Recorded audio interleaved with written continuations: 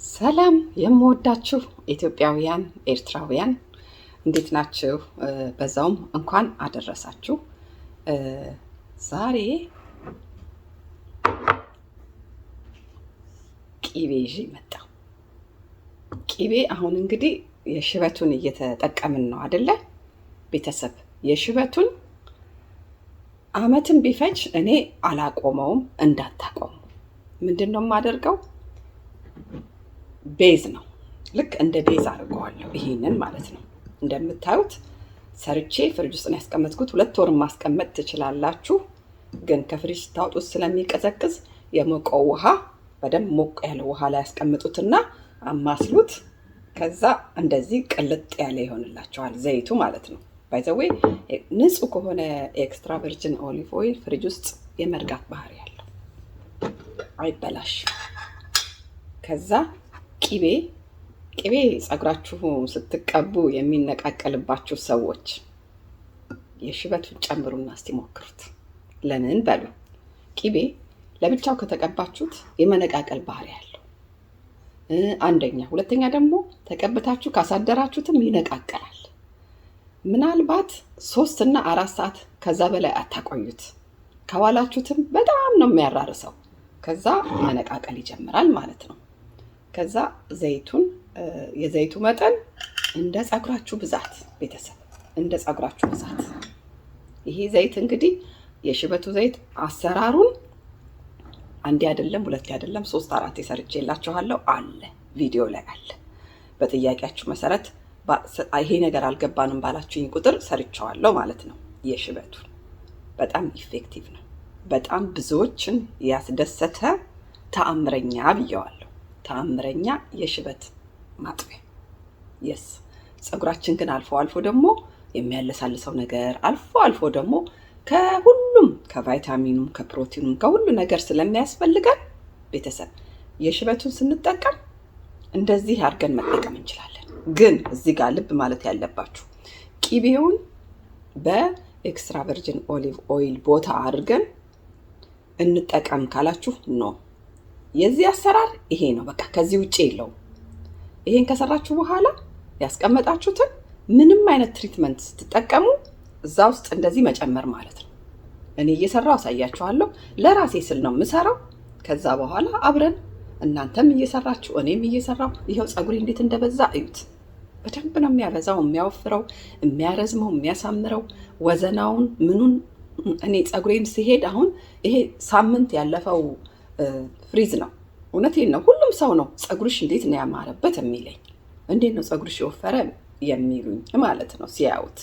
ኢቭን የዚህ ሀገር ሰዎች ራሱ ፀጉር ነው እንዴ ብለው እንደዚህ ይነኩታል። ለምን እንደሆነ ታውቃላችሁ? ጤነኛ ስለሆነ ምንም ተአምር የለም። ይሄው የምሰራቸውን ነገሮች ተጠቀሙበት። ፀጉራችን ሳሳ የምትሉ ሰዎች ፕሊስ ኑና ተጠቀሙ።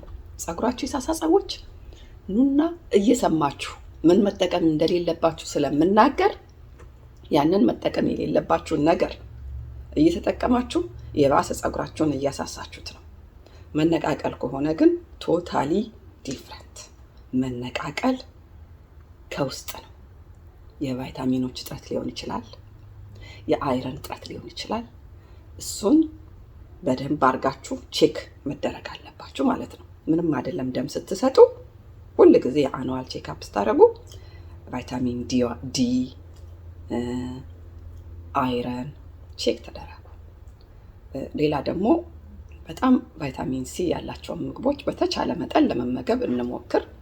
ውሃ ቤተሰብ፣ ውሃ እንግዲህ ውሃ ዓለም ላይ ያለ ነገር ነው።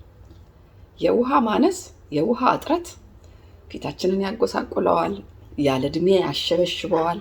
የፊታችንን ቆዳ የውሃ ማነስ እመኑኝ እንዲሸበሸብ ያደርገዋል። ፀጉራችን እንዲነቃቀል ያደርጋል። ስለዚህ ልብ በሉ። በብርጭቆ እየቀዳችሁ አሁንም አንዴ ጭልጥ አይደለም ብያችኋለሁ። አሁንም አያችሁ እንዴት እንደለወስኩት ዘይቱንና ቅቤውን አንድ ላይ እንደዚህ በደንብ አድርጋችሁ እናንተን እያወራሁ እኔ ልውስ አደረኩት። አሁን ስንቀባ እንገናኛለን። እዛ ቤተሰብ እየቆራረጣችሁ ቪዲዮ እየቆራረጣችሁ መልሳችሁ እዛው ላይ ያለውን ጥያቄ ትጠይቁኛላችሁ። ለምሳሌ የሽበቱ ላይ አራቴ ይሆናል የሰራሁት፣ ወይ 3 ወይ 4 ሰርቸዋለሁ። መልሳችሁ አንድ አይነት ጥያቄ። አንዳንድ ሰው እኔ 3 ደቂቃ ነው የምታዩት ወይም 2 ደቂቃ መልሼ እንደገና ታይም ወስጄ እንደዚህ አስረድቻችሁ ለእያንዳንዳችሁ እንደገና ለጥያቄ መልስ ለእያንዳንዳችሁ እንደገና አይከብድም? ለዛ ብዬ ነው የሰራሁት። ደግሜ የሰራሁት ለዛ ብዬ ነው። እመኑኝ ፕሊስ እዩት። ካያችሁት አንዴው የመጀመሪያው ቪዲዮ ላይ ራሱ ሁሉ ነገር ነበረበት።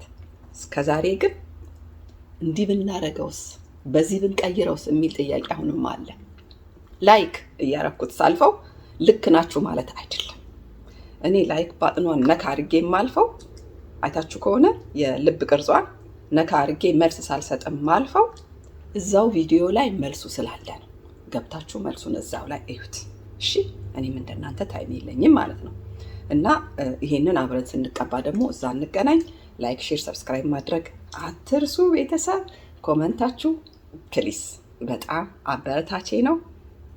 የምሰራላችሁ ነገር ካለም ጻፉልኝ። መጣ እዛ እንገናኝ። ቤተሰብ ፀጉራችሁ እንደዚህ ድርቅ ሲል በተለይ ዝም ብላችሁ በድፍረት እንዳትታጠቡት እሺ፣ አደራ። ፀጉራችንን መለማመጥ አለብን።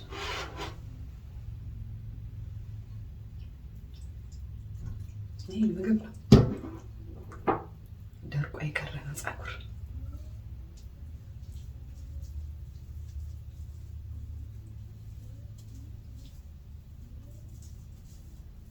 ዶክተሮች ምን እንደሚሉ ታውቃላችሁ? ይሄ ቦታ በጣም ወሳኝ ነው ይላሉ። ይሄ አናት ማለት ነው።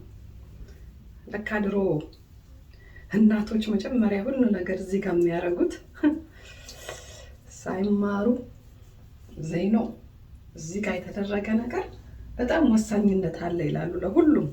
አይዶን ነው በደንብ ፋርዘር ማንበብና ማየት አለብኝ ለምን እንደሆነ። እዚህ ጋር ነው የሚሉት፣ እዚህ ጋር ደስ ሲል እናንተ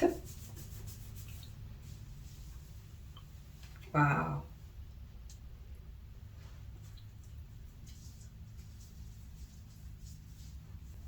ሁላችሁም እና ሽት ነው የማደርገው እሺ። ሁሉንም ያው ቅቤ አይደል ውስጡን ስቀቡት እየተራራሰ ይሄንንም ያራርሰዋል አይቀርም። ቅቤ በጣም አልወድም ነበር፣ በጣም አልወድም ነበር። እናንተ እንደኔ ቅቤ የሚጠላ ሰው ነበር እንዴ?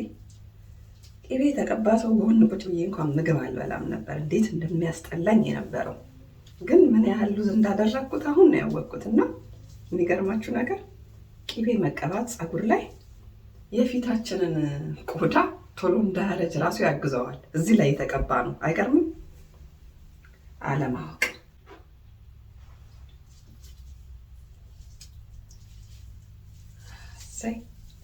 እንግዲህ እኔ እንደዚህ ተቀብቼ በላስቲክ እፍን እናደርገዋለሁ።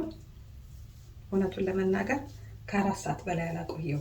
እሺ ፕሊስ ከ4 ሰዓት በላይ አታቆዩት። ግን ይሄንን ሜሳጇን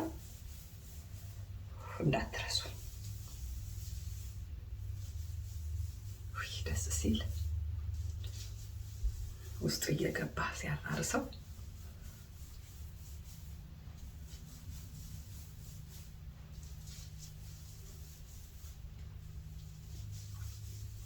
ይሄ 2 ጥቅም ነው እንግዲህ። አንዱ ሽበቱ ነው፣ አንዱ ደግሞ ቅቤው ነው። ቤተሰብ እንግዲህ በኋላ እኔ ሁሌ የምጠቀምበትን ሻምፖ ነው፣ ያው ታውቁታላችሁ። ሁሌ የምቀባውን ቅባት ነው፣ አልቀየርኩም አሁን። ስለዚህ ታጥቤም ወፈር ያለ ቁጥርጥር ነው የምሰራው እንደ ሁል ጊዜው።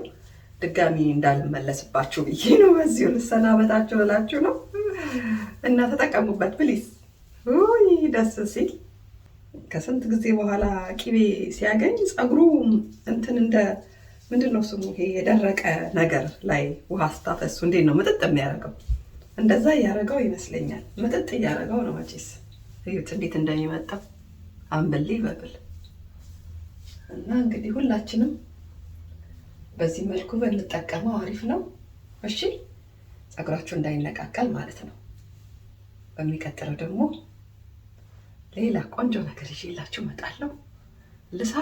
ልሰራላችሁ የምትፈልጉትን ነገር በኮመንት ላይ ያስቀምጡት። እሺ የሁላችሁ የኔ ፀጉር አሁን እንደዚህ ደረቅ ነው፣ በጣም ስትሬት ነው፣ በጣም ደረቅ ነው፣ ግን ፍሪዝ ይሆናል። ፍሪዝ የማይሆን ፀጉር ስለሌለ ስሩት። ፍሪዝ በደንብ ይሆናል። የሁሉም ሰው ፀጉር ፍሪዝ መሆን ይችላል። የማንም ሰው መልመድ ነው በቃ። ዋናው ማስለመድ ነው። የመጀመሪያው ላይ አምር ይችላል። ቀስ ቀስ ቀስ ቀስ ቀስ እያለ ግን እያማረ ይመጣል። እየለመደው ሲመጣ ፀጉሩ ይቀበለዋል። እና አስለምዱት። እንዲሁ የምትወዱ ፍሪዝ ፍሪዝ ለመውደዱ ብቻ ሳይሆን እውነቱን ለመናገር ግልግል ነው።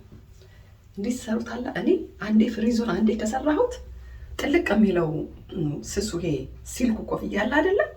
እሷን ጥልቅ አርጊያት ነው የምተኛው ማታ ማታ። ምንም ነገር ወደኋላ ብቻ አስይዤ።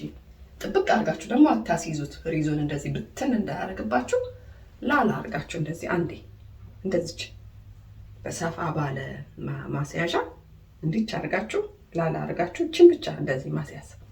ከዛ ጥልቅ አርጋችሁ መተኛ። ጠዋት በእጃችሁ ነው ፍሪዙን የምታስተካክሉት። እንደዚህ እያረጋችሁ ተመልሶ ይመጣል። ከዛ ደግሞ እየዋለ እያደረ ሲሄድ ደግሞ ፍሪዝ እያማረ ይመጣል። በጣም ነው የሚገርመኝ፣ ከመጀመሪያው ቀን የበለጠ ማለት ነው።